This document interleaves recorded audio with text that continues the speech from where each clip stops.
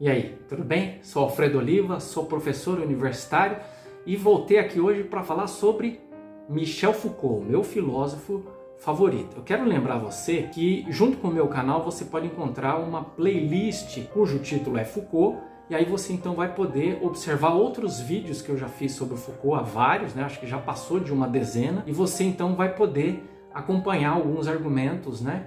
Que eu não vou naturalmente utilizar agora aqui em função do tempo que eu tenho para poder falar. Então, se alguma coisa não ficou muito acessível para você, procure os outros vídeos sobre Foucault para você então poder entender melhor o que está sendo dito nesse vídeo de hoje. Hoje eu vou falar apenas de um texto que está nesse livro. Esse livro faz parte da coleção Ditos e Escritos, ou seja, são textos dispersos que o Foucault escreveu, artigos, prefácios, textos pequenos, textos grandes, e eles foram então organizados na forma de uma coletânea, né? No Brasil é publicado pela editora Forense Universitária, e aqui dentro existe um artigo relativamente pequeno, mas muito interessante, chamado A Escrita de Si. E esse é um texto muito importante porque ele tem baseado a minha pesquisa dos últimos anos. Eu tenho estudado Van Gogh a partir do conceito de escrita de si. Eu tenho pesquisado o apóstolo Paulo a partir do conceito de escrita de si, que é utilizado por Foucault aqui. E tenho trabalhado a correspondência do Jung a partir desse conceito de escrita de si. Então é um conceito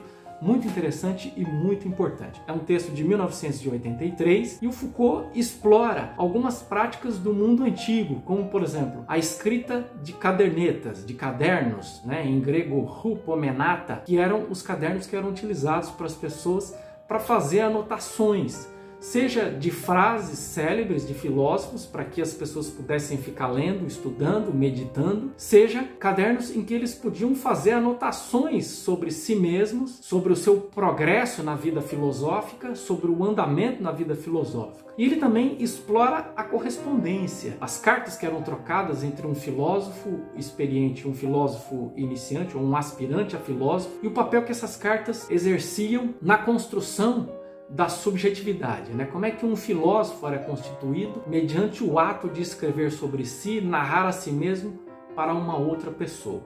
E o que é interessante aqui, que eu acho que é o mais importante, que é exemplificado através dos cadernos e das cartas, mas o mais importante é o conceito que permeia essa concepção. Que conceito é? O Foucault pensa que um sujeito não é algo constituído previamente, diferentemente daquilo que é difundido naquilo que a gente chama de filosofia do sujeito, ou às vezes é chamado de filosofia da modernidade, que pensa o sujeito como um núcleo, uma vez constituído, né, constituído uma vez por todas, pensa a subjetividade como algo acabado, como algo estável, como um núcleo confiável, estável. O Foucault pensa a subjetividade como algo que está permanentemente sendo construído. E para que isso aconteça, é necessário que existam uma série de técnicas utilizadas para que essa subjetividade seja reconstruída permanentemente. O Foucault, especificamente nesse texto, utiliza o exemplo dos cadernos antigos e das cartas antigas, que eram utilizados como técnica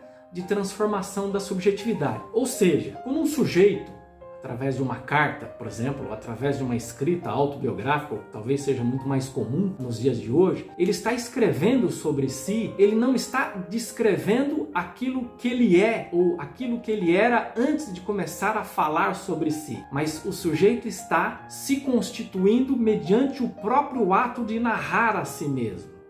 Embora a gente tenha a ilusão de que a gente já está previamente definido e acabado antes da gente falar sobre si mesmo, na verdade o Foucault pensava, e eu concordo com ele, que o ato de construção da subjetividade é instantâneo ao próprio ato de falar sobre si mesmo. Então, por exemplo, eu pretendo fazer um vídeo sobre mim, falando sobre a minha trajetória intelectual. Quando eu estiver fazendo isso, eu não estou simplesmente descrevendo aquilo que eu fiz, eu estou me constituindo como sujeito, estou sendo transformado e estou performando algo diante das pessoas mediante o próprio ato de narrar quem eu sou.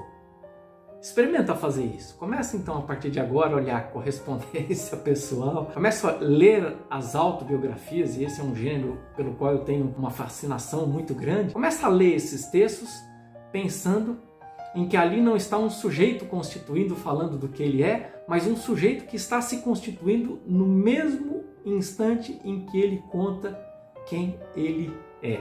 E isso dá um belo de um projeto de pesquisa, né? Você também pode ler o texto. Nessa edição que eu indiquei aqui, é o 5º volume da coleção Ditos e Escritos, que é dedicado à ética, sexualidade e política no Brasil, publicado pela Forense Universitária. Tá bom? Não se esqueça então de se inscrever no meu canal, de curtir o vídeo se você gostou, é claro, de compartilhar nas suas redes sociais, se você pode fazer isso, e quem sabe aí deixar seus comentários e as suas sugestões de temas para os meus próximos vídeos. E você deve ter observado aqui que do meu lado direito tem uma mandala que foi pintada por mim como um ato de construção da minha própria subjetividade durante esse tempo de pandemia. Então quando começo a ficar ansioso, quando começo a perder o foco das coisas, eu sento e pinto mandalas para voltar para o foco, para poder transformar a minha subjetividade, tá bom? Um abraço e até o próximo vídeo.